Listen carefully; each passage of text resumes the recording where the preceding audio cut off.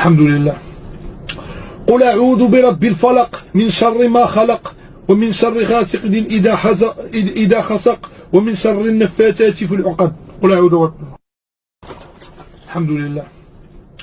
قل أعوذ برب الفلق من شر ما خلق ومن شر غاسق إذا خسق ومن شر النفاثات في العقد. قل أعوذ برب.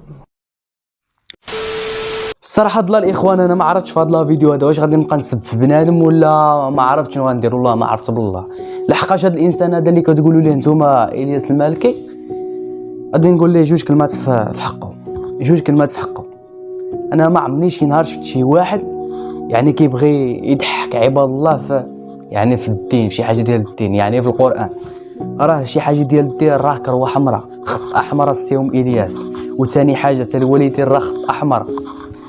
هاد جوج حوايج هادو ما فيهمش النقاش. لذلك غادي نقول جوج كلمات في حقه، لحقاش عارف هاد لا فيديو هذا غيتفرجوا فيه بزاف د الناس وكاين اللي غادي يبارطاجي، يعني كاين ولاد الناس وبنات الناس هما اللي غادي يبارطاجيو ليه، فراه غادي يفهم راسو ويعرف راسو. زيرو محتوى. اي واحد تيوصل للدين ولا كيبغي يستهزئ بالدين ولا يستهزئ بالوالدين انا تنسميه حمار وماشي راجل، تنسميه حمار وماشي راجل. يعني الزيرو محتوى، الزيرو محتوى والزيرو محتوى. ولاد الناس وبنات الناس هما اللي غادي يبارطاجيو، حبار غادي يعرف راسو. لحقاش بزاف ديال الناس هضروا فيه ويعني صوبوا لا فيديوهات وصلوا له الميساج، ولكن ما وصلولوش بواحد الطريقه اللي بغيتها انا فريمون. ولكن هذا لا فيديو هذا اللي هو وخصوصا اللي هو لحقاش زيرو محتوى وما يستاهلش انني غندير له لايك ولا نتخلى عنده لا فيديو اللي نتفرج فيه ولا نبارطاجي له. لحقاش نتوما هما اللي طلعتوه وانتوما هما اللي كديروا ليه بارطاج يجي وكتشبعوه. كان الياس المالكي كيصور فيديوهات واخا كان كيخص الهضره، يعني عباد الله واخا كيتفرجوا فيه كيقولوا هانيه غيدير الكيت وتفرجوا واخا كيخص الهضره هانيه. ولكن باش توصل لبنادم انه غادي يستهزئ بالدين، يعني راه الدين اخويا راه شي حاجه،